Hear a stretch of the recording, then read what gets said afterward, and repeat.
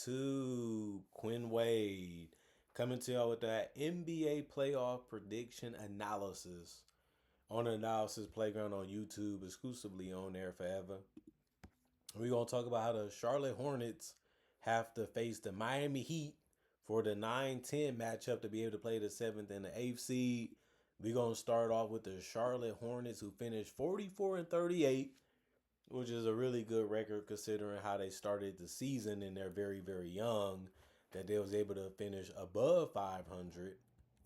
You look at the fact that this team is led by LaMelo Ball, who a lot of people felt like he would get the Hornets back into the playoffs when he was drafted after he developed a little bit and had a good supporting cast, and now he has a chance to possibly do that if he can win this game with his teammates. LaMelo is a good playmaker. He can make some threes. He can get to the paint, hit some floaters, and get to the basket and get to the free throw line. They're going to need him to bring all of that to the table, including consistent three-point shooting, and also just continuing to motivate his teammates and continue to find them so that way they can get good looks and have their confidence built to a high level so that way they can feel that they can blow this Heat team out. Miles Bridges, he's physical. He likes to attack the basket. He can fly in that air. He can knock down threes. He's a really, really good rebounder for his position and his size. And they're going to need him to bring all of that to the table. Pat Connaughton, maybe he won't play that much, but he is a guy that can knock down the three if you leave him open. Musa, he doesn't really look to score that much. You just want him to defend at a high level and just try to get blocks and rebounds. And whenever he's open, just be ready to catch and finish. And that's all you really need him to do with this particular team. Josh Green, just be ready to come in and score. Give some space and move without the basketball. Be ready to knock down threes and defend your position. Zion James, he can knock down shots from the paint or from the perimeter, and you want him to be as competitive as he can be on the wing. Is a lot of guards on Miami. You got to slow them down. You got to make things tough. You got to make things difficult. And make them work for their shots. You got to say the same about Grant Williams. Be a 3-and-D guy. Be ready to hit the three. Be ready to get out in transition. Be switchable. Be physical. Bump, knock, and rock as much as you can because it's going to be needed because they like to handle the ball a lot. They like to drive. They like to play in the post sometimes. And then, you got Bam, who's a guy that can attack you because he's strong and he's a good athlete, but he also has touch. So if you give him that, you got to close that gap enough and still be physical enough to stay in front of him. Kobe White, he's essential to how they play because of the scoring ability from three, from mid-range, attacking the paint. So they're going to need him to give them double figures and have a big night. And they want to get this one over as fast as they can. You look at Xavier Tillman and Salon, they basically have fell out of the rotation. They don't play as much. But just be ready for what's next. Anytime you get on the court, just be ready to contribute. Brandon Miller, he's going to be a big part of what they do. He hits the threes. He attacks the basket. He keeps the ball moving and he defends his position. He's long. He's lanky. He's mobile. He's athletic. Use that to his full advantages. Trey Mann, he likes to bring up the ball and tries to find a way to fit in with the offense when he gets the ball thrown to him. Nipple, he's a three-point shooter. He can hit a mid-range. He can attack off the dribble. You just want him to feel like this is another game and just play comfortable, be relaxed, and don't overreact and just play your game to the highest level that you can and just fight to get open, fight to be a part of the game, and fight to have a big impact on the game. And then Ryan Kalkbrenner, just be in the right positions at the right time and fight to do that too. And then try to crash the glass to the best of your ability and give extra possessions, more scoring opportunities, or just roll to the basket and try to finish after you catch the ball for easy opportunities that you generated by finding ways to get open. And you just hope that your teammates can find you, and that's all you can really do at his size and at his role.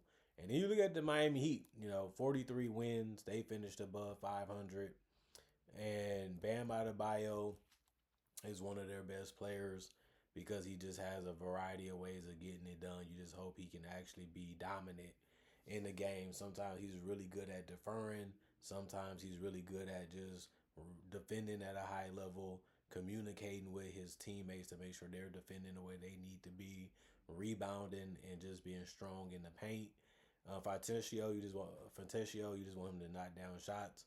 And if it's from three, if it's from mid range, if it's in transition, any points help. Same with Myron Gardner. Just be ready to score when the ball is given to you. Tyler Hero, be a playmaker. Be ready to score, hit threes, get to the floater, get to the basket, set your teammates up when if they try to take this, that, or the other away from you. Read the floor well, make the right counter, and you can say the same for Norman Powell. You know, the ball is going to be in his hands. He's one of their better scorers, and he can get his own. You just want to see him do it efficiently. Nikola Jovic, you know, he's going to take shots. You know, he's going to find ways to attack. Will it work? That's a question. You know, the Hornets, they do have some good wings, so it ain't going to come easy, and sometimes he can struggle making shots.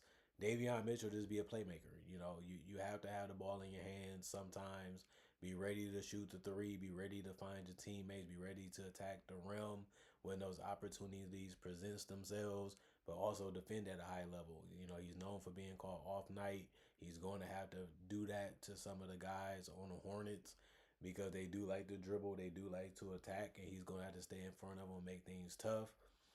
Khalil Ware, be a rim protector, be a floor spacer, and be able to finish at the rim at a high level.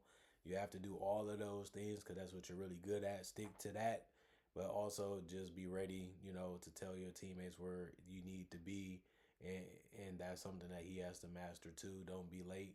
Be at the paint whenever you need to be there, and be on the perimeter if the matchup presents itself. But don't be afraid to move your feet and try to be physical on the defensive end. Andrew Wiggins, you know you got to attack the paint. You know you got to hit those threes. The team needs you to do that.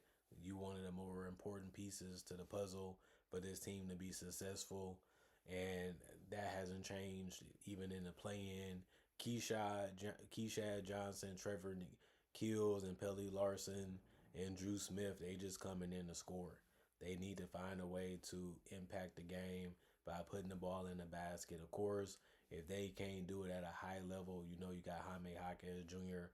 that can score in the post, that can attack the glass, that can hit a three from time to time, that can make some good passes to find his teammates for easy open looks. And that's what he's been able to do all season. He should be able to get that done against the Hornets. But will it be enough? That's something that we have to see.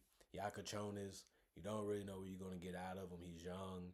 This is going to be one of his bigger games, one of his bigger tests. You just hope he passes it against the Hornets. The Hornets have been defending better. They have been making things tougher.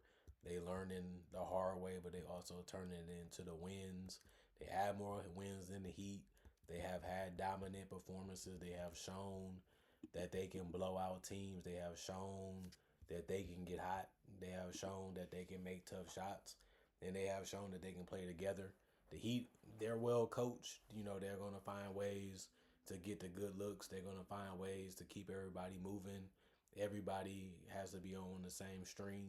That's what the Heat are going to try to do. And it's hard to stop. It's hard to, you know, find ways to consistently, you know, get them the looks that they don't want. As defenders, that's what you have to do. Make things uncomfortable. Make things harder on players. But the Heat, they do a good job of finding ways to attack you in angles, finding ways to attack you with space. It's hard to stop that for a reason because everybody on the team is doing it. But study, be ready, pass the test. The Hornets, this is one of the biggest games of LaMelo's career. Can you actually lead a team to the playoffs as one of the best players on the roster or the number one option? He's the lone all-star on the team, but that was years ago. Can you play at an all-star level when it matters most? Can Brandon Miller and these guys really support you? Can they really step up? Is this a team that's going in a perennial playoff direction, or just is this just a one-time thing? Is this just happening because teams couldn't figure them out? Teams didn't really know what to expect and they caught them off guard? Or is the Hornets legit? Are they going to be one of the best teams in the East for years to come? And then you look at the Heat.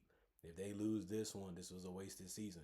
Y'all made all these moves and all these trades, found yourselves 10th, and you look at it and say, we was above 500. We had a lot of guys out. We had a lot of guys missing games throughout the season, but we still found a way to possibly make the playoffs and make a run.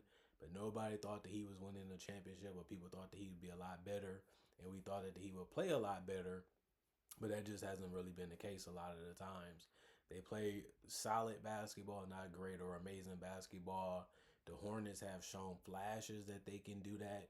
They have shown flashes that they can be that from time to time. They just got to do it for another night to have themselves in a situation where they can make the playoffs if they can do it for a couple more after this one. So this is the battle of the know-it-all team versus we learning and we still figuring it out, and that's should make me up to be a good game. So I'm looking forward to this one. I want to see this one, but if I had to pick a team to win this one, it's the Charlotte Hornets. I just feel like they can get to a higher level.